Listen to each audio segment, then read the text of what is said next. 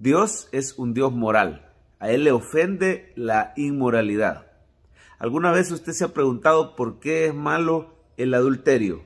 ¿Quién dice que es pecado, por ejemplo, el incesto o relaciones entre parientes? ¿Por qué es malo un estilo de vida de fornicación que está tan de moda hoy, una vida libre, sin las ataduras del matrimonio? ¿Por qué son considerados pecaminosos actos de perversión, como la infidelidad, zoofilia u otras cosas así? Y realmente la única base para decir que es malo es porque Dios existe, Dios es un Dios moral y Él dice en su palabra que Él es santo y que esas cosas a Él le molestan. Es la única base. Sin Dios, el ser humano se desenfrena. En el Antiguo Testamento, las civilizaciones que no tomaban en cuenta a Dios, las civilizaciones más idólatras, eran las civilizaciones que más se pervertían y se corrompían bajo esas inmoralidades que hemos mencionado.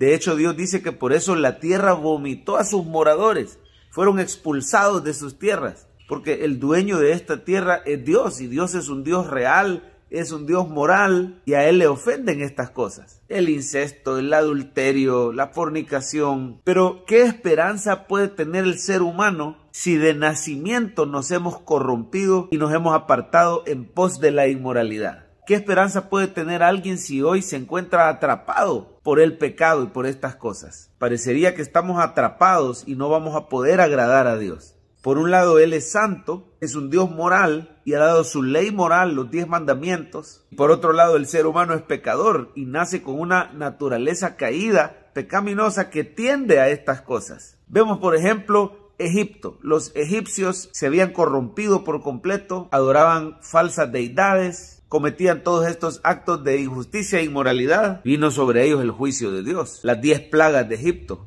Son formas como Dios juzgó de manera sobrenatural a una nación inmoral que se había apartado de Dios. Lo mismo le ocurrió a Babilonia, lo mismo le ocurrió a Asiria. Y así podemos ver ejemplo tras ejemplo, grandes imperios que se levantaban pero se apartaban de Dios, practicaban la inmoralidad y Dios los juzgaba. Pero ¿dónde dejamos a la nación de Israel? El pueblo escogido de Dios. Y sin embargo, se apartaron en pos de la inmoralidad ellos también, aprendiendo las costumbres de estas naciones sin Dios. Ahora, ¿cuál es la esperanza entonces para el ser humano si tanto las naciones como el mismo pueblo de Dios se corrompió y vivimos bajo la influencia de la inmoralidad?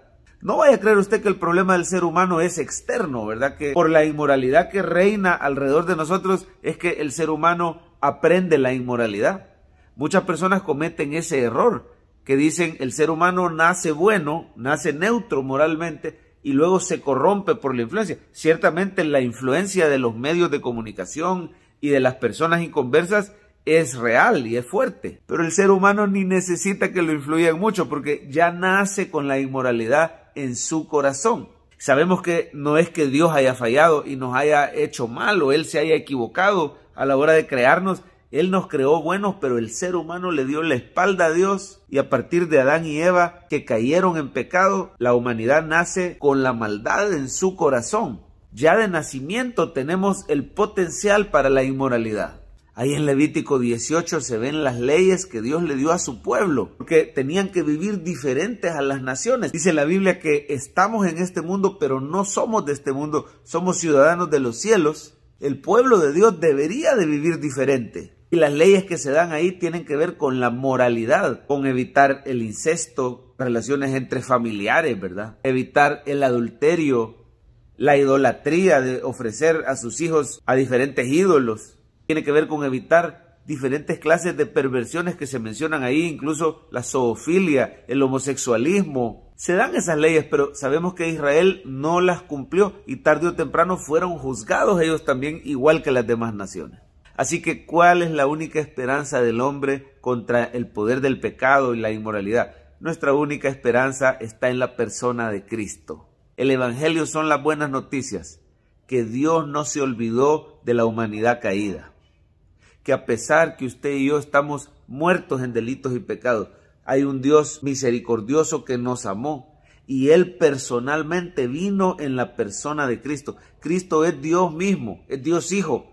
haciéndose presente en medio de la humanidad, tomando forma de hombre, tomando un cuerpo humano y viviendo una vida moral perfecta. En cierta ocasión Jesús retó a sus detractores y les dijo: ¿quién de ustedes me puede acusar de un solo pecado? Y por más que lo odiaban, todos tuvieron que guardar silencio porque nadie lo pudo acusar.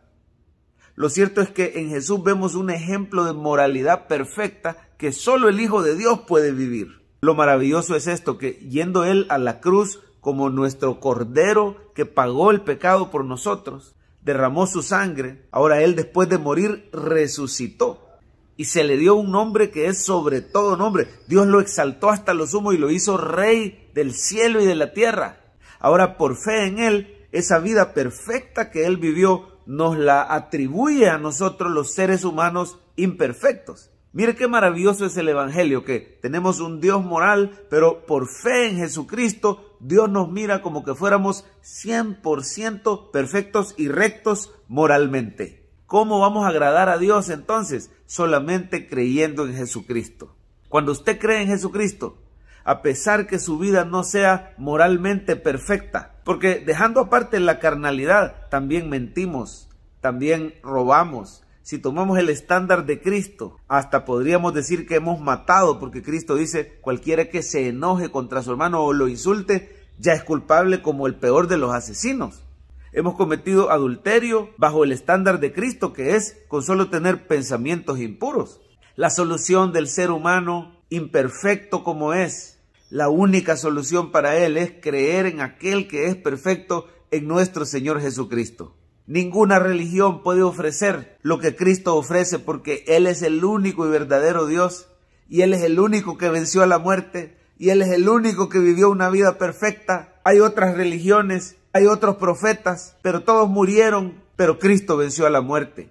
Estos otros profetas fueron pecadores también, pero Cristo jamás pecó. El único que te puede salvar de la inmoralidad es nuestro Señor Jesucristo. ¿Y sabe qué? No solo lo salva de la culpa del pecado, sino también lo salva del poder del pecado.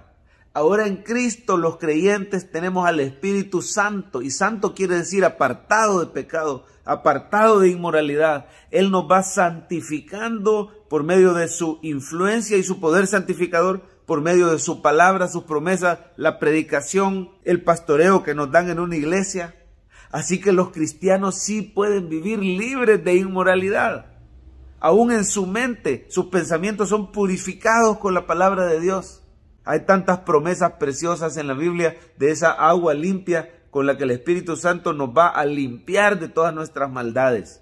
Si fallas, Cristo te perdona, pero te da el poder para que no peques más. Jesucristo, la única respuesta contra la inmoralidad de la humanidad.